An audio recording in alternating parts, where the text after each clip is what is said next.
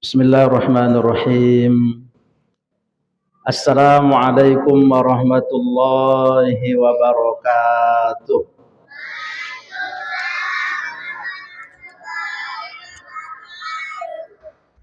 Alhamdulillah alladzi allafa baina qulubina fa asbahna bi ni'matihi ikhwana. Asyhadu an la ilaha illallah wahdahu la syarikalah wa asyhadu anna Muhammadan abduhu wa rasuluh la nabiyya ba'dah. Allahumma salli wa sallim wa barik ala sayyidina Muhammadin wa ala alihi wa ashabihi wa man da'a bi da'watihi ila yaumiddin. Amma ba'du, faqala Allah fil Qur'an, a'udzu billahi minasy syaithanir rajim. Bismillahirrahmanirrahim. Subhanalladzi asra bi 'abdihi lailan minal masjidil haram ilal masjidil aqsa alladzi barakna haulahu linuriyahu min ayatina innahu huwas samiul basir. Shadaqallahul azim.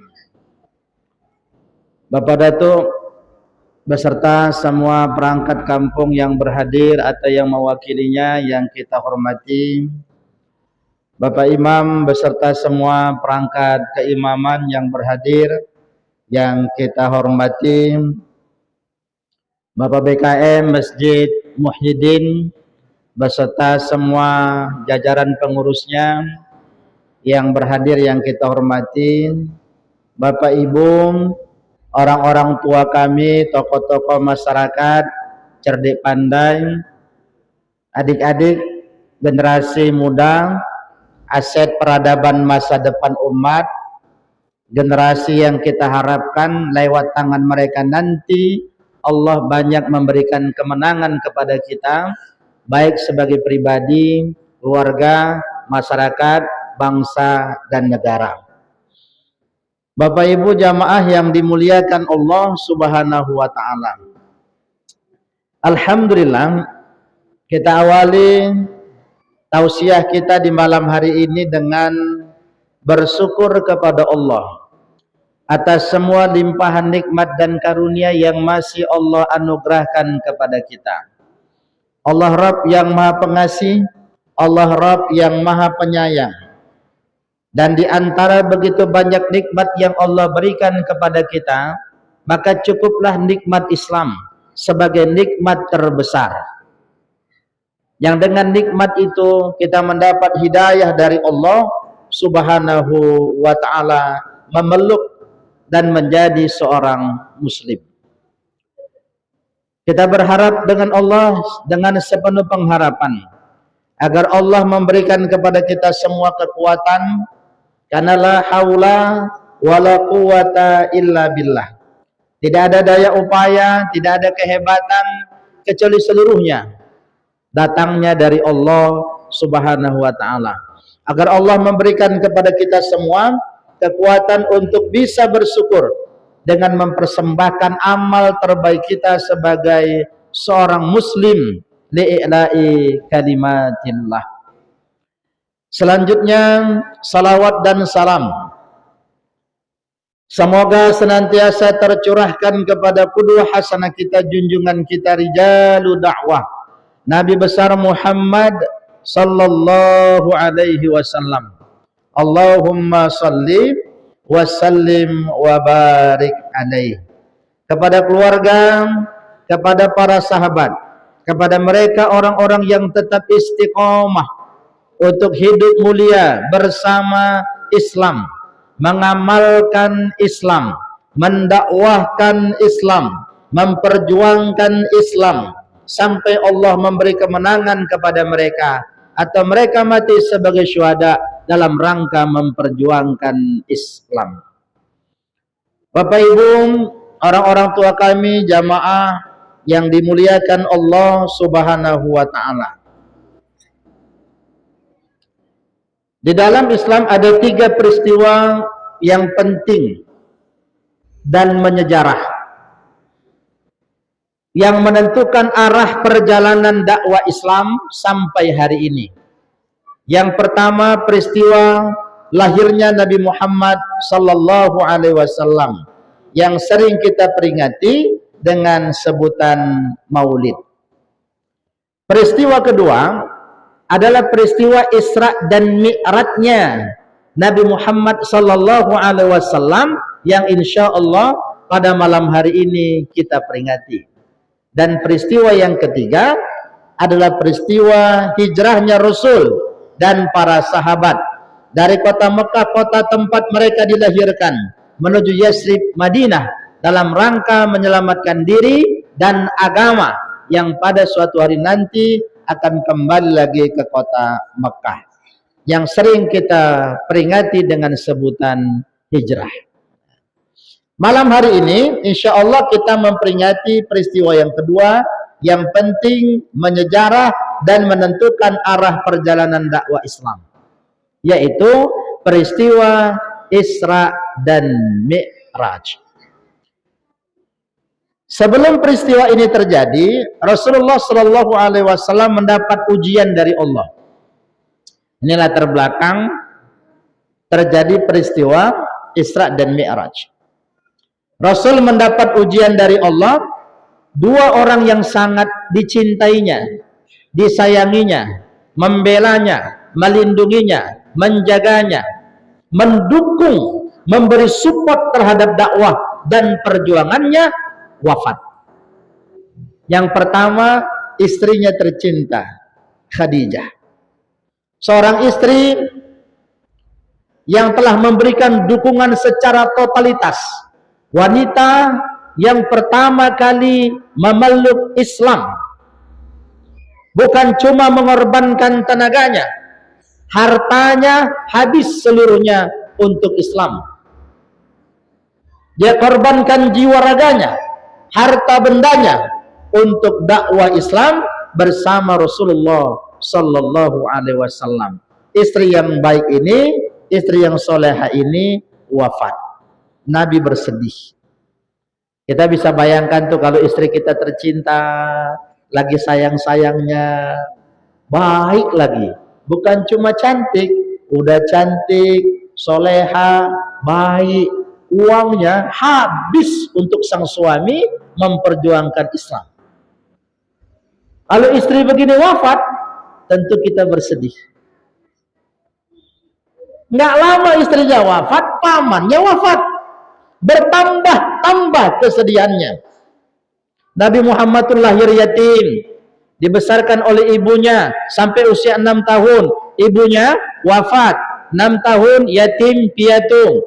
Dibesarkan oleh kakeknya sampai usia 8 tahun. Kakeknya Abdul Muttalib wafat. Di usia 8 tahun ibunya tidak ada, ayahnya tidak ada, kakeknya pun tidak ada. Itu kondisi Nabi. Di usia 8 tahun, ya sebaya anak-anak kita ini, ada yang usia 8 tahun. Berapa usianya, Dek? 9? 11? Oh, udah kegedean ini. Sampingnya 9. 11 juga. Ini enggak tahu sih ya. Memang ini nampaknya agak gaul deh. Ini kalau jadi ustadz gaul deh. Sekitar segini lah berarti nih, 8 tahun. Kalau SD kelas 3, kelas 4. Usia 8 tahun, tidak ada ibu, tidak ada ayah, tidak ada kakek. Bayangkan tuh bagaimana hidup Nabi. Kemudian dipelihara oleh pamannya dari kecil. Dibesarkan dengan penuh cinta, dibesarkan dengan kasih sayang, diajarkan berbisnis, berdagang ke Syam, pusat perdagangan dunia internasional, Syam. Ketika Rasul diangkat menjadi Rasul, pamannya melindunginya, menjaganya dari gangguan orang-orang kafir. Dan yang paling membuat Nabi bersedih, pamannya wafat di pangkuannya dan belum masuk Islam. Masya Allah. Orang sebanyak apapun dosanya, kalau dia Islam, mati masuk neraka, dicuci dosanya, habis dosanya masuk surga. Paman yang sangat berjasa, yang melindunginya, membesarkannya, menjaganya, wafat di pangkuannya, belum masuk Islam. Jatuh air mata Nabi, sedihnya luar biasa, ditegur sama Allah, innaka la tahdi man ahbabta walakinnallah yahdi may yasha. Muhammad, kau tidak bisa ngasih petunjuk hidayah kepada orang yang kau cinta. Allah memberi petunjuk hidayah kepada siapa saja yang dia kehendaki. Dua orang ini wafat. Nabi bersedih. Tahun itu disebut dalam sejarah dengan sebutan Amul Huzni, tahun duka cita. Amul Huzn, tahun duka cita, karena Nabi bersedih. Seolah-olah tidak ada lagi yang melindunginya, tidak ada lagi yang memberi support. Dia merasa sendiri. Dalam kondisi begitu, Allah panggil. Nah, ini dia. Jadi Isra Mi'raj itu hiburan untuk Nabi. Linuriyahu min ayatina. Allah mau perlihatkan sama Nabi, Muhammad, kau tidak sendiri. Dakwah ini bukan punyamu. Dakwah ini punya Allah. Ada banyak nabi-nabi, ada banyak rasul-rasul yang sudah diutus Allah. Kau jangan bersedih. Allah Isra Mi'rajkan. Allah perlihatkan tanda-tanda kebesarannya. Allah hibur Nabi bertemu dengan Allah. Masya Allah. Terjadilah peristiwa Isra dan Mi'raj itu. Isra artinya perjalanan Nabi di malam hari dari Masjidil Haram ke Masjidil Aqsa. Sedangkan Mi'raj naiknya Nabi dari Masjidil Haram, dari Masjidil Aqsa, menembus langit pertama, kedua, 3, 4, 5, 6, 7, terus ke Sidratil Muntaha, batas alam semesta, terus bertemu dengan Allah dalam rangka menjemput perintah sholat.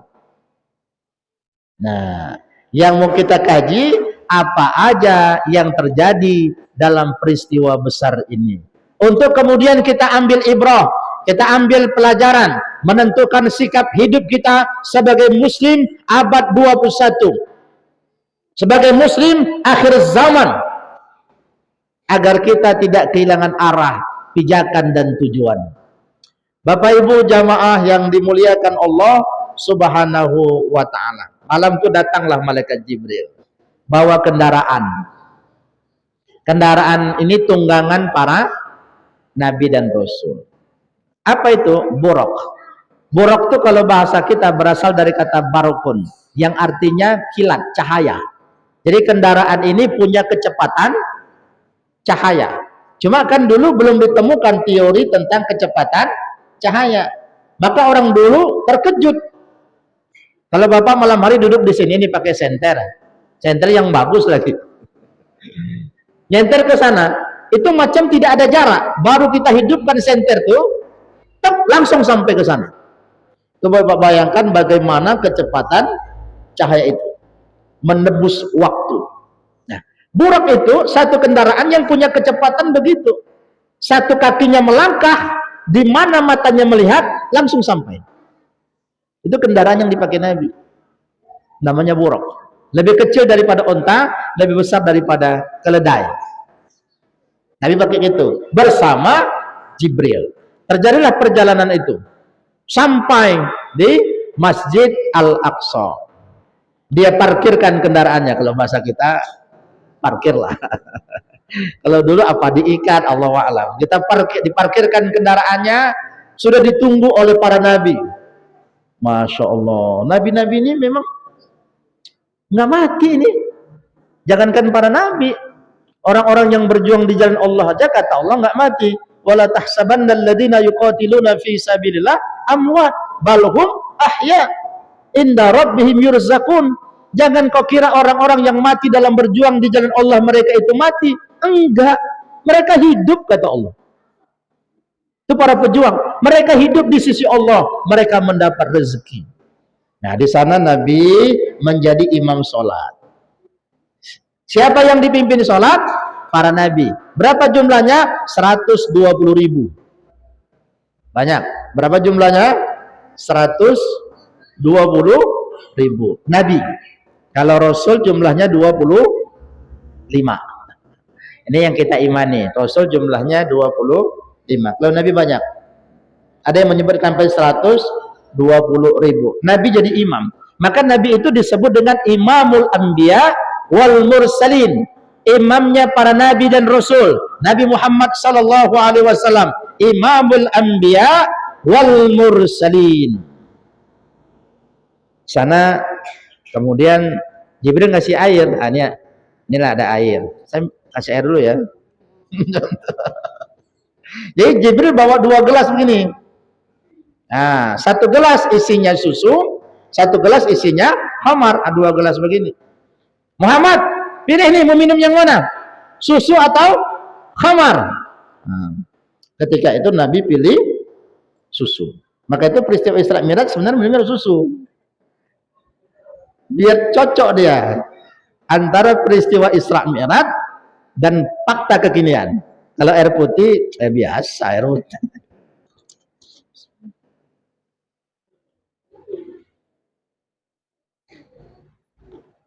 Nabi pilih susu. Apa itu artinya? Susu itu simbol fitrah. Semua orang suka susu. Dan semua orang bukan cuma suka susu, butuh susu. Itu fitrah. Anak-anak kalau kurang susu, stunting. Kalau bahasa kita itu kurang gizi. Lembu kalau kurang susu, kerdil. Kambing kalau kurang susu, kerdil. Orang juga begitu. Maka kenapa orang Indonesia kecil-kecil boleh jadi kurang susu. Dan saya berpikir juga, mungkin saya ini kurang susu. Waktu tanya ke mama, "Mak, apa saya dulu kurang susu?" "Apa kurang? Kau lah paling banyak nyusu. Orang 2 tahun, kau 2 tahun lebih," kata mama. "Oh, itu ASI. Setelah ASI ada susu enggak?" Itu yang enggak ada. Karena orang-orang dulu enggak sanggup beli susu. Mana sanggup orang dulu beli susu? Bisa makan aja nasi sama jelantah, udah paten kali orang dulu.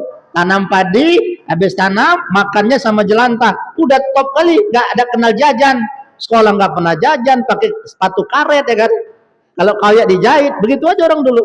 Udah, tapi barokah. Jadi susu ini simbol fitrah. Itu artinya Nabi Muhammad sallallahu alaihi wasallam memilih fitrah. Islam itu agama fitrah. Tidak ada yang tidak cocok dalam ajaran Islam. Semua sesuai dengan fitrah manusia. Sekarang orang gila nih, di barat di mana-mana. Atas nama HAM, hak asasi manusia, boleh dong laki-laki nikah dengan laki-laki, namanya juga HAM. Boleh dong perempuan nikah dengan perempuan, itu kan hak asasi, jangan jadi Tuhan bagi orang lain. Kan begitu-gitu kampanyenya. Biarin aja, itu hak asasinya. Mau kawin dia laki-laki sama laki-laki, mau kawin dia wanita dengan wanita, biarin saja. Mau dia buat diskotik, mau mabuk, mau judi, mau zina, mau seks bebas, biarin. Itu hak asasi. Kan ini yang sekarang didengung-dengungkan. Tapi persoalannya itu fitrah enggak? Islam agama fitrah.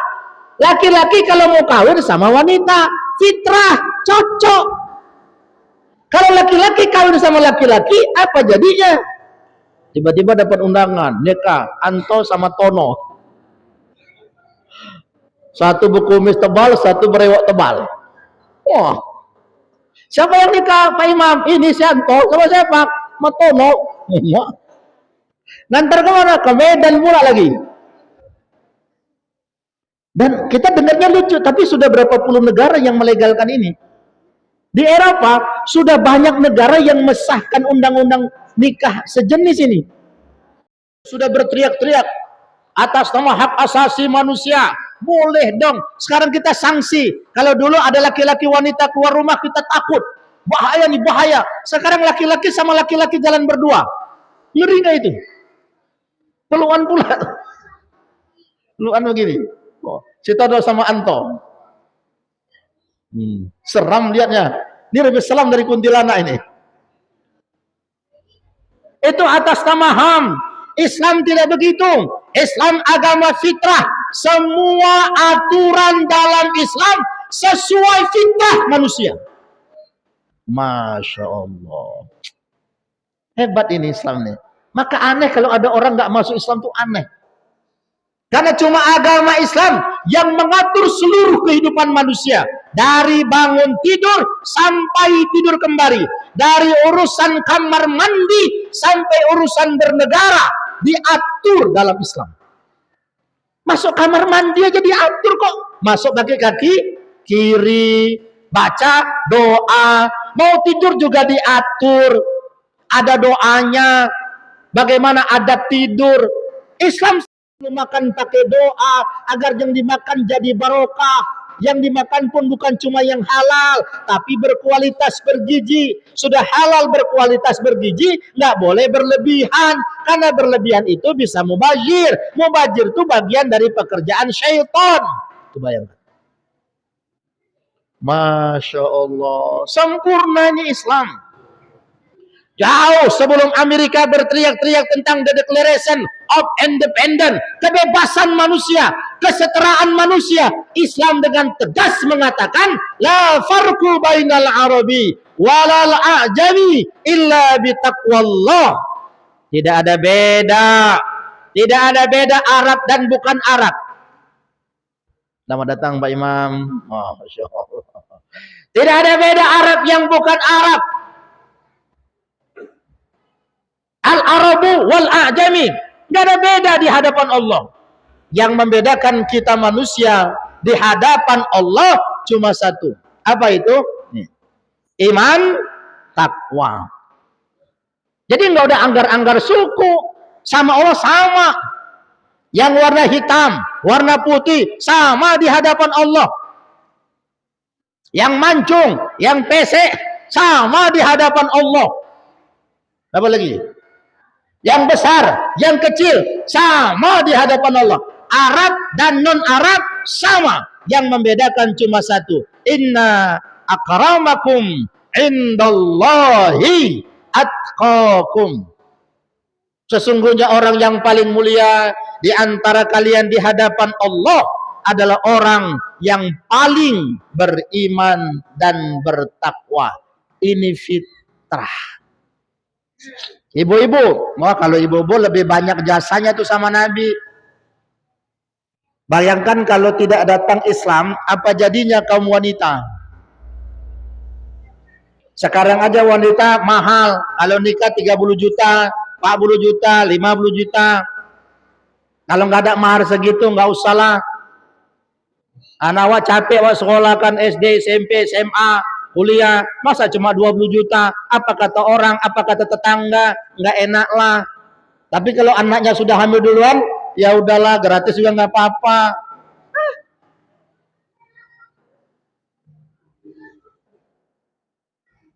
Kalau dulu wanita tidak punya harga, harganya murah, kadang-kadang pun nggak laku. Udah dijual murah pun nggak laku. Jual obral aja wanita dipajak-pajak jadi budak. Wanita ini dulu jadi budak. Jualnya bukan satu-satu obral. Main kilo aja. Ada 5 tadi obral nih. 1.005 atau 1.003, 1.004. Udah gitu aja jual perempuan dulu. Nggak ada harga. Hina. Sebelum datang Islam. Sampai-sampai orang dulu kalau punya anak perempuan malu dikuburkan anaknya. Tuh apa dibesarkan anak perempuan bu, bikin malu, bilang sama istrinya. Kalau anaknya laki-laki bangga, buat pesta 7 hari 7 malam, buat kenduri 7 hari 7 malam. Anak bapak nih, nasab, bangga. Tapi kalau punya anak perempuan malu. Anak perempuan tidak bisa menjaga kehormatan dirinya. Dijual murah jadi budak, dibunuh lebih bagus. Itu dulu. Datang Islam, datang Nabi Muhammad, diangkat kehormatan wanita. Masya Allah. Sayangnya Nabi Muhammad, sayangnya Islam kepada wanita. Diangkat harkat martabatnya ibu. Nabi mengatakan an-nisa imadul bilad wa idza saluhat saluhatil bilad wa idza fasadat fasadatil bilad. Wanita adalah tiangnya negara. Kalau baik wanita dalam satu negara, negara itu jadi baik. Kalau rusak wanita dalam satu negara, maka rusaklah negara itu. Kehormatan keluarga ada pada wanita. Kehormatan agama ada pada wanita. Kehormatan bangsa ada pada wanita. Kehormatan kabupaten ada pada wanita. Kehormatan negara, bahkan tiangnya negara adalah wanita. Nabi Muhammad mewafat, yang disebut ummati, nisa, umatku, jaga wanita. Maka pada zaman Nabi ada satu wanita ditarik jilbabnya, Nabi mencabut pedang dan mengumandangkan perang terhadap Yahudi. Satu wanita ditarik jilbabnya, Nabi mencabut pedangnya dan perang. Ini macam mana Pak Jokowi mau cabut pedangnya, orang ibu-ibu buka jilbab sendiri? Belum pun datang orang Yahudi kemari, belum sampai Dajjal kemari, udah dibuka mereka pakai sendiri. Bukan cuma jilbab, baju seksi, rok, mini, habis mandi foto upload, nyanyi-nyanyi di Facebook. Di mana lagi? TikTok. Oh, rambut begini-begini. Ngapain ini? Islam menjaga kehormatan wanita. Bahkan ketika seorang sahabat datang jumpa sama Nabi, ya Rasulullah, siapakah orang yang paling kehormati? Ibumu. Setelah itu ibumu. Setelah itu ibumu. 3 kali untuk ibu. Setelah itu ayah. Itu artinya setiap satu laki-laki ibunya 3. Cocok memang. Belum ya? Sabar Bu, sabar. Minum dulu, jangan marah-marah dulu.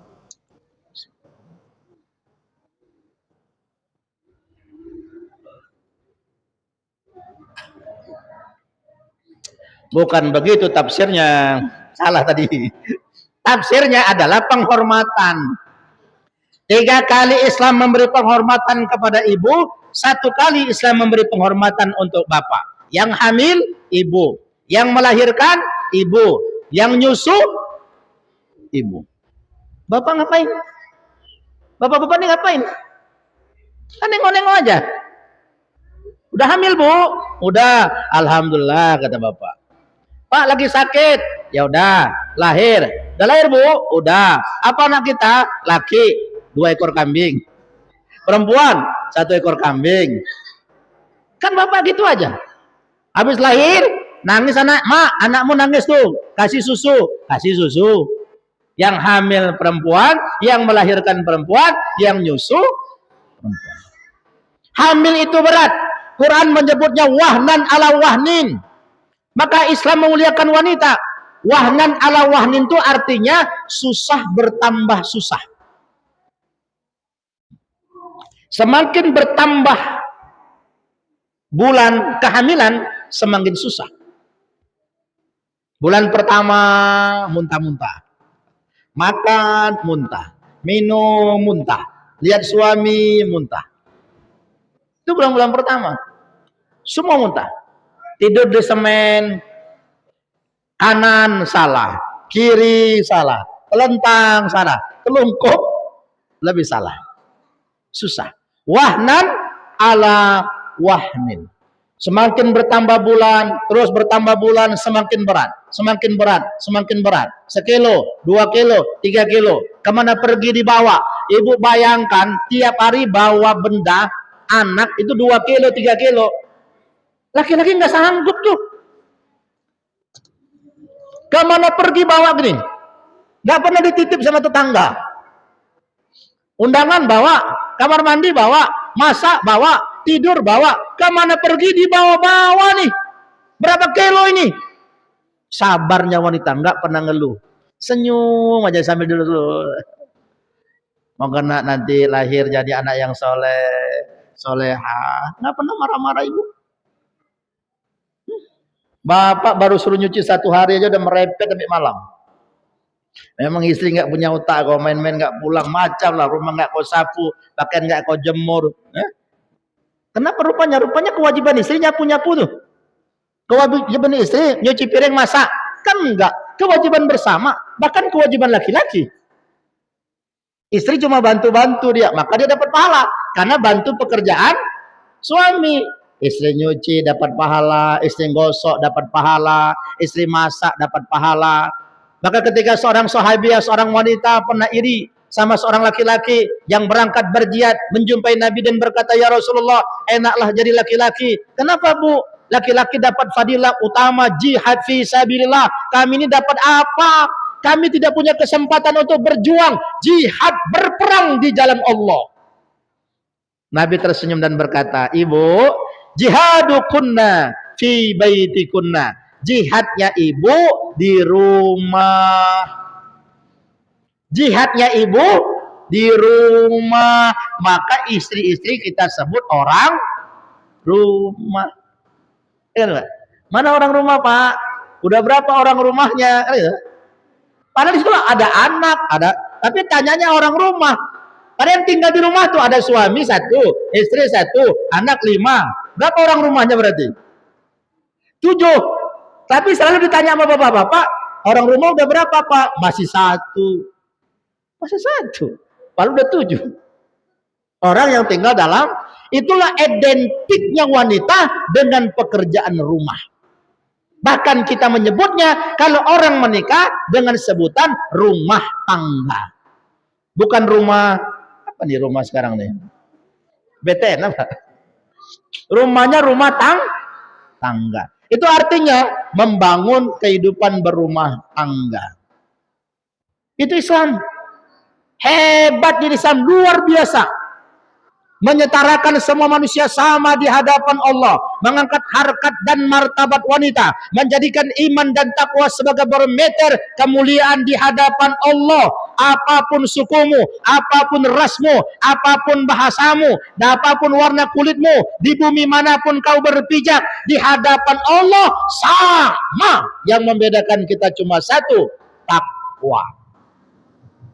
Itu agama fitrah. Maka pegang kuat Islam ini, pegang kuat Islam ini sampai kematian menjemput kita. Wala tamutunna illa wa antum muslimun. Jangan mati kau, kata Allah, kecuali sebagai seorang muslim. Naik Nabi ke langit pertama. Ini disebut dengan Mi'raj. Jumpa sama Nabi Adam. Tuh langit-langit nih, Bu, ada pintunya, diketuk tuh, tok tok tok. Assalamualaikum. Siapa? Saya Jibril. Siapa yang kau bawa? Muhammad. Apakah ia sudah mendapat perintah dari Allah? Sudah. Dia sudah ditugaskan? Sudah. Silakan masuk hamba Allah yang soleh. Masuk Nabi Muhammad. Jumpalah di situ sama Nabi Adam. Ini bapaknya umat manusia. Nabi Adam tuh lagi duduk begini. Kadang lihat ke kanan dia tersenyum tertawa, kadang lihat ke kiri dia menangis bersedih. Nabi Muhammad tanya ke Jibril, "Jibril, tuh Nabi Adam kenapa?" Asal lihat ke kanan tertawa, lihat ke kiri menangis. Jibril mengatakan, "Oh, Nabi Adam kalau lihat ke kanan dia tertawa karena melihat anak cucunya masuk surga, dia bahagia. Kalau lihat ke kiri dia menangis karena dia melihat anak cucunya masuk neraka, dia bersedih." Ini tamsilannya. Naik lagi Nabi ke langit kedua, berjumpa dengan Nabi Isa dan Yahya. Naik lagi ke langit ketiga, berjumpa dengan Nabi Yusuf. Yusuf tuh tampannya luar biasa. Bahkan disebutkan jika semua ketampanan di muka bumi digabungkan, maka separuhnya diberikan kepada Yusuf. Maka ketika terjadi peristiwa penghinaan terhadap wanita yang mencintai Yusuf, Zulaikha. Zulaikha ini kan, kalau kita bilang sekarang permaisuri lah, istrinya bos, istri atasan. Tapi kok bisa jatuh cinta sama pembantu? Nggak masuk akal. Derajatnya jauh. Satu istri pejabat, satu pembantu. Nabi Yusuf ini budak. Diambil dari sumur. Kan dalam sejarah waktu dia kecil dimasukkan ke sumur sama saudara-saudaranya. Karena mereka iri. Ayahnya Yakub lebih mencintai Yusuf. Maka Yusuf dimasukkan ke sumur. Awalnya ingin dibunuh. Tapi nggak jadi, kemudian dimasukkan ke sumur. Lewatlah pedagang, diambillah dia, dijual sebagai budak. Jadi Nabi Yusuf itu diperjualbelikan sebagai budak, pembantu-pembantu. Maka ketika terjadi jatuh cinta permaisuri ini kepada Yusuf, dihina sama ibu-ibu pejabat. Kalau sekarang mungkin ibu-ibu kepala dinas lah, ibu sekda, ya kan? Ibu kadis. Aduh, nggak jelas juga tuh. Masa jatuh cinta sama seorang budak, seorang pembantu, nggak selepel, nggak sederajat. Masa darah biru jatuh cinta sama darah merah? Kira-kira begitulah. Diejek-ejek, diejek-ejek. Juleha bilang, kau pernah lihat Yusuf? Enggak. Kau pernah lihat? Enggak. Kau pernah lihat? Kalian nggak pernah lihat dia? Enggak. Dia. Ini undang kalian datang ke pendopo. Kira-kira. Datanglah semua ke pendopo. Udah nih, mangga nih kupas dulu sebelum Yusuf kupanggil. Kupas, mangga, kasih pisau. Semua dikasih mangga, dikasih pisau. Nah ya, kupas semua, kupas. Lagi ngupas mangga, dipanggil Yusuf. Yusuf, keluar. Yusuf pun keluar. Ketika Yusuf keluar, semua ibu-ibu pejabat tadi terperangah. Mulutnya mangat. Serentak berkata, Mahaja bashar illal malaikah. Ini bukan manusia, ini malaikat. Saking lihat orang setampan Yusuf, serentak berkata, ini bukan manusia, ini malaikat. Semua terperangah. Tanpa terasa mereka memotong tangannya. Tanpa terasa. Tangan dipotong tanpa terasa. Ibu kalau lihat orang ganteng, kalau motong tangan terasa nggak? Terasa. Berarti belum ganteng tuh. Kalau lihat bapak tidur, ambil pisau, ibu potong tangan ibu, terasa nggak? Berarti ibu belum cinta sama bapak. Terperangah, lihat manusia seperti ini bukan manusia, ini malaikat. Tanpa terasa mereka memotong tangannya. Itu baru ketampanan Yusuf. Belum ketampanan Nabi Adam, belum ketampanan Nabi Muhammad sallallahu alaihi wasallam. Suatu hari satu malam Nabi pakai baju merah di malam bulan purnama. Baju merah ini lah. Baju merah di malam purnama. Sahabat lihat purnama, lihat Nabi, lihat purnama, lihat Nabi, lihat purnama, lihat Nabi. Kemudian dia berkata, demi Allah, wajah Nabi Muhammad jauh lebih indah daripada purnama. Cuma wajah Nabi Muhammad itu berwibawa, orang nggak berani menatapnya. Jadi walaupun indah, tapi orang nggak berani menatapnya karena auranya berwibawa. Maka ketika seorang badui berjumpa nama Nabi, bergetar, ketakutan, berkeringat. Nabi tenangkan, tenang, kata Nabi. Tenang, ana basyarum mislukum, aku manusia sama seperti kamu. Yuha, bedanya aku dapat wahyu dari Allah. Itu aja bedanya. Masya Allah. Jadi ketampanan kita hari ini dari mana? Sisa-sisa ketampanan aja. Kalau ada 100 ketampanan sudah habis untuk Nabi Muhammad, untuk Nabi Adam, untuk Nabi Yusuf. Sisanya untuk kita inilah sisa-sisanya. Udah sisa begini aja kita masih sok cantik. Padahal sisa cuma. Sok ganteng. Padahal cuma sisa. Mana ada orang yang sempurna sekarang? Kadang tinggi, hidungnya pesek. Kadang hidungnya mancung, tapi pendek. Ada aja kurangnya. Gak ada yang sempurna. Nah, ini pelajaran bagi kita semua. Kesempurnaan hanya milik Allah Subhanahu wa ta'ala. Naik lagi Nabi ke langit keempat, berjumpa dengan Nabi Idris. Naik lagi Nabi ke langit kelima, berjumpa dengan Nabi Harun. Naik lagi Nabi ke langit keenam, berjumpa dengan Nabi Musa. Naik lagi Nabi ke langit ketujuh, berjumpa dengan Nabi Ibrahim alaihi salam.